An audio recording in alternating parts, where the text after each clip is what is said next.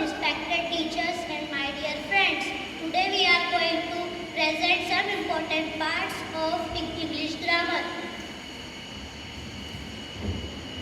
Hi, I am a noun. A noun is a person, place or name or anything. Example, Ram, Ben or Indore. Sentence, Ram is a good boy. Hi, I am a pronoun. Pronoun is a word which is used in the place of noun. Example, he, she, it. Sentence, he is my best friend. Hi, I am a verb. A verb shows action and state of being. Example, eat, dance, etc. Sentence, I play on the ground.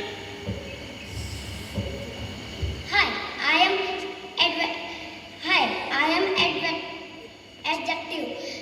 Hi, I am adjective. I describe pronoun and noun. Example, a big ball. Sentence, the flowers are looking so beautiful.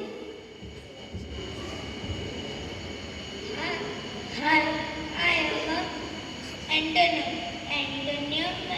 An antonym means having a word opposite. Example, up, down, hot, cold. Thank you. Hi, I am a synonym.